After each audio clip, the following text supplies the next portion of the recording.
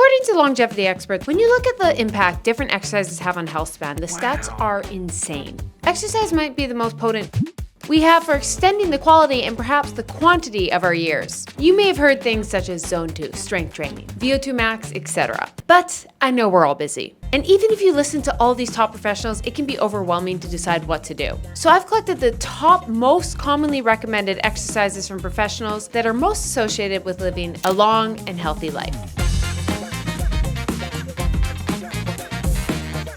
Part 1. Compound exercises. One of the most important parts of exercising is building muscle and also increasing your bone density, which we lose a lot while we age. Falls are actually one of the most leading causes of deaths, and that's why this is so important. It's not always necessarily the fall that kills you, but the mobility that happens after the fall from breaking bones that kind of is, I hate to say it, the beginning of the end. So what compound movements are the most bang for your buck? Number 1, the squat. It strengthens your legs, core, and back, aka it's the exercise with potentially the most muscle engaged in one movement. A lot of lower body, bone loading for your hips and spine, and also it equips us to get up and down off the floor if in case we did fall. Exercise number 2, deadlifting, which gets your hamstrings, glutes, and back. Also a high amount of muscle engagement and allows you to pick things up, which is a big cause of injury while we get older. Alternative, the trap bar deadlift, which is a joint-friendlier version of picking heavy stuff up. Either way, this is great for lifelong posterior chain strengthen. Exercise number 3, the row, which engages most of your back muscle, which helps strengthen proper posture, reducing back and similar pains, and the ability to injury-free pick things up once again. Exercise number 4, presses. Similar to the row, but the front side of your body, and also added shoulder and arm engagement. This trains overhead capacity for putting bags in bins, lifting objects to shelves, plus it allows you to work on your shoulder strength when done with proper form, which is another thing, injury or just common pain a lot of people get while they get older. Pain doesn't always mean lack of mobility, it means lack of strength as well. Exercise number 5, you're welcome ladies, hip thrusts and glute bridges. Both engage the same amount. Glute strength supports posture, back health, walking power, and pelvic hip stability. Especially important because we sit a lot, which means deactivated glutes, which is a common cause of lower back pain. Also, it is one of our most powerful muscles, so it is great for performance, pain reduction, and yeah, you get a nice booty. You're welcome, ladies. Exercise number 6, don't worry, boys, I've got you, because next up is a push-up or bench press. Upper body pushing strength is directly functional, getting up off the floor, bracing during trips and falls, and supports muscle preservation.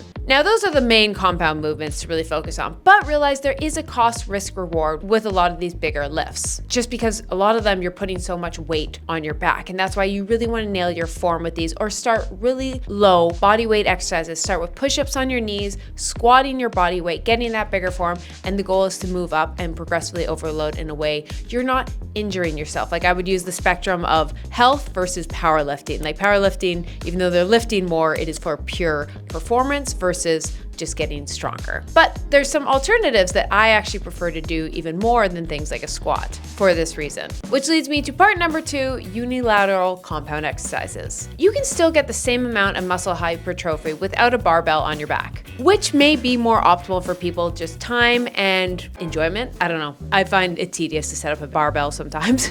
Also, in real life, we're not just squatting and deadlifting. As much as we like that, there's a meme of like, you're not perfectly just squatting down and deadlifting everything you pick up. Whether it's regular life or sports, you're doing things on like one part of your body. So this leads me to exercise number 7, my personal favorite, lunges. It engages your lower body, grip strength, which we'll talk about later on. You can do reverse lunge, front lunge, lateral lunge. Actually, according to Mike Boyle, one of the foremost experts in the field of strength and conditioning, we are actually stronger on one leg than 2.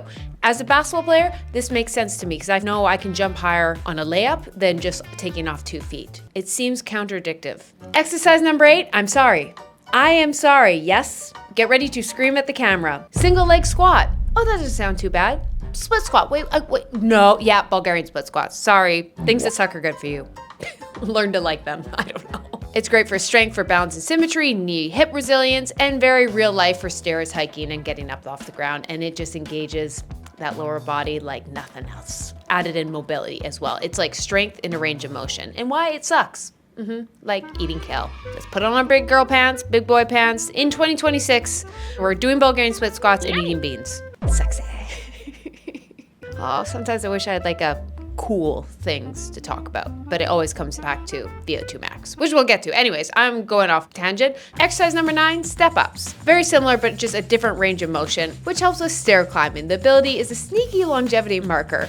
Step ups train concentric strength plus control plus balance in a joint-friendly way. Part number 3, stability and mobility. Exercise number 10, the dead hang, which is a simple test of your grip strength, and it helps engage your shoulder, overhead mobility, and it also, you could say, like decompresses your back. It feels really good. Bonus, pull-ups. Now I only have that as a bonus just simply because pull-ups most people can't do. Some alternatives you can do, my personal favorite is centric pull-ups, which just means you just jump up and go as slow as possible on the way down, and you can also do banded pull-ups. And another alternative is dead hang, which works on upper body strength and core strength. And the goal is to work up to do a pull-up, but there's many things you can do along the way that help on your road to being able to do a pull-up, which, you know, is just a safety thing. I always think I should be able to do a pull-up in case I fall off a cliff, because intrusive thoughts.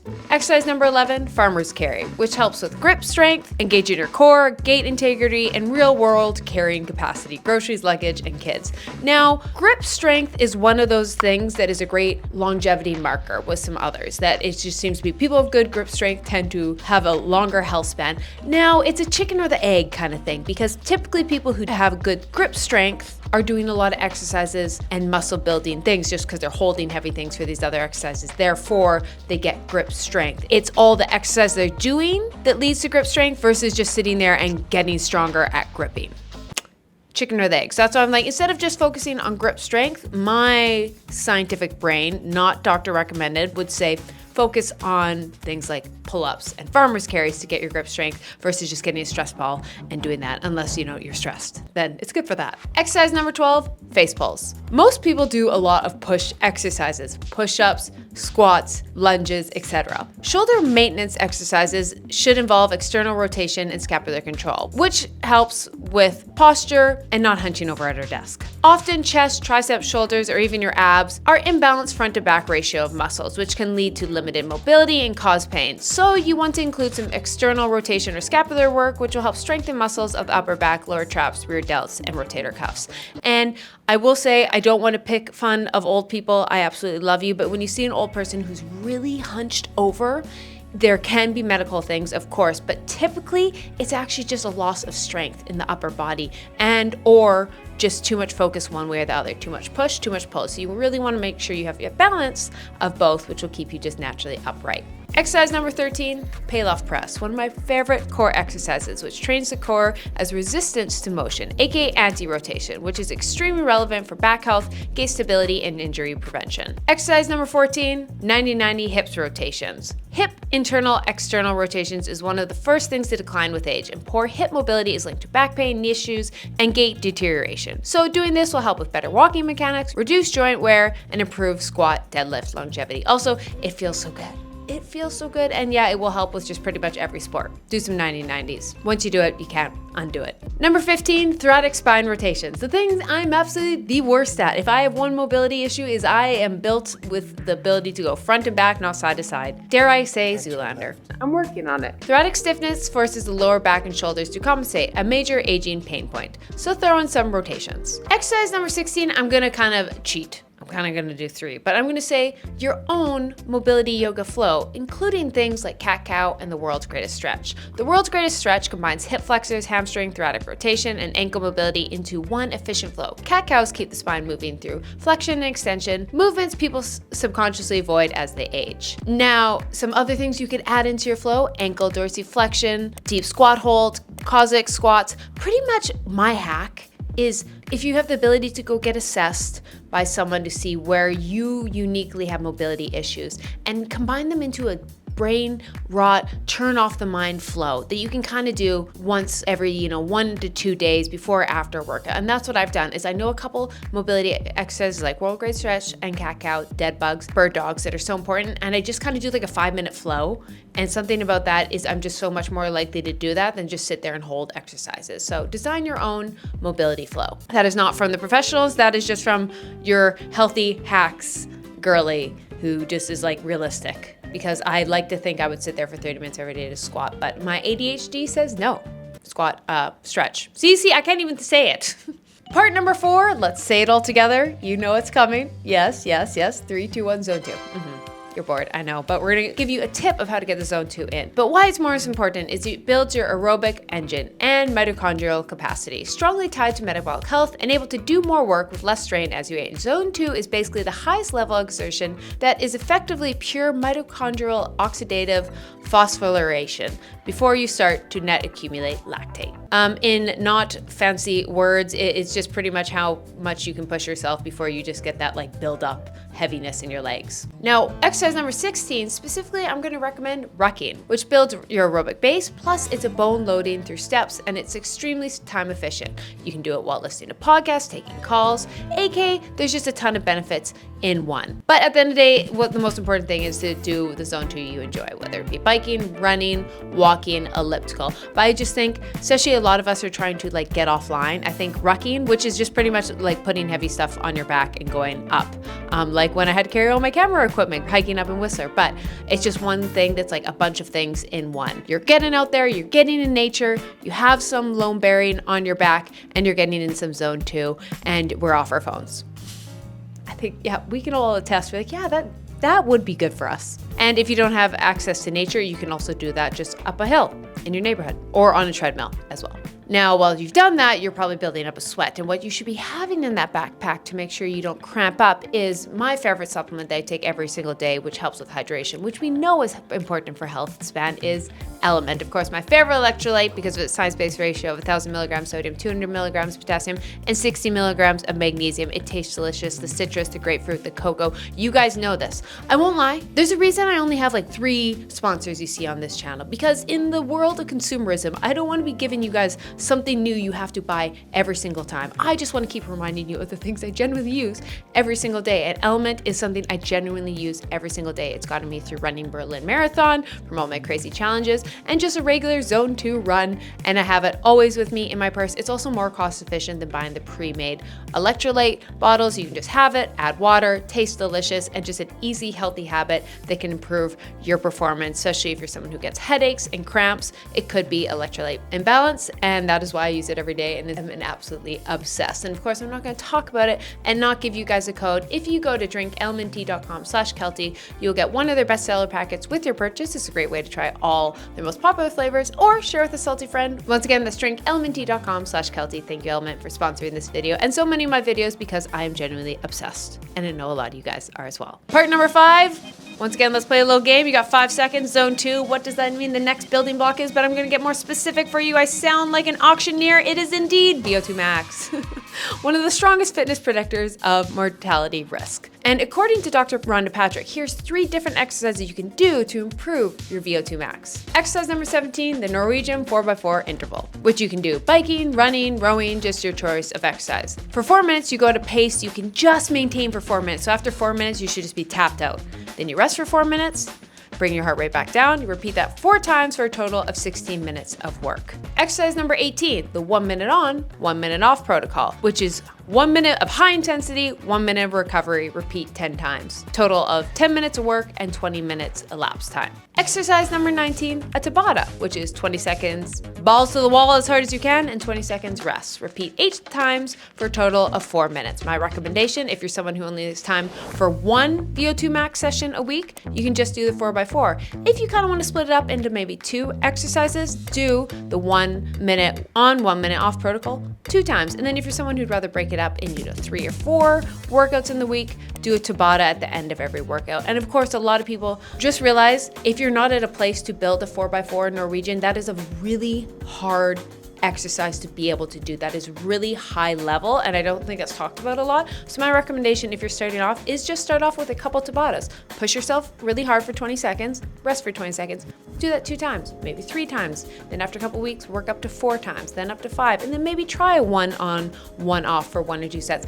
You still get benefits from just doing a couple of these, but the absolute goal is to work out to get your VO2 max trained that you can do these all. So if you're not in a place that you can't actually do this is fine. You still get benefits. It's like saying you don't get a benefits from lifting 10 pounds when that's all you can lift. You lift 10 pounds, so one day you can lift 15. Part number 6, community. And I'm going to say with exercise number 20, the one I'm going to just keep harping on, racket sports.